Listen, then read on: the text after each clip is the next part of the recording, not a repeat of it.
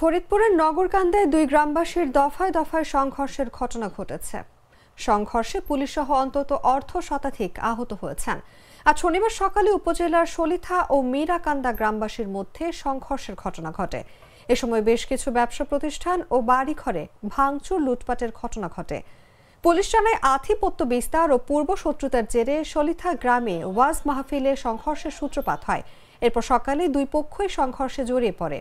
আহতদের Faridpur medical college সহ বিভিন্ন হাসপাতালে ভর্তি করা হয়েছে।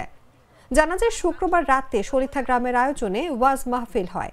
মাহফিলে দোকানপট্টিতে কয়েক তরুণের মধ্যে হাতাহাতির ঘটনা ঘটে। এ সময় মীরকান্দা গ্রামের নাইম মাতুব্বর নামে এক তরুণের মাথা ফেটে যায়।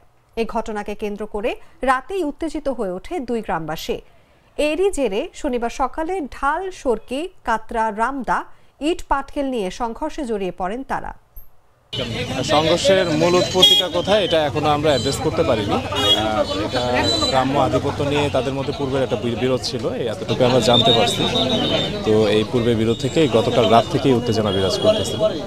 আজকে সকালে এটা চরমে আসলে আমাদের সংবাদ পেলে আমরা সঙ্গে সঙ্গে থানা পুলিশ এখানে এসে পরিস্থিতি নিয়ন্ত্রণে নেয়। এখন পরিস্থিতি নিয়ন্ত্রণে আছে, আমাদের কিছু ফোর্সও এখানে মোতায়েন আছে। আশা রাখি আর কোনো সমস্যা হবে না। পরিস্থিতির সংখ্যাটা এখন আমরা জানতে পারিনি। কিছু হতাহতের সংবাদ আমাদের কাছে আসছে না, ঘরবাড়ি ভাঙচুরের কোনো সংবাদ আমাদের কাছে এখনো আসে।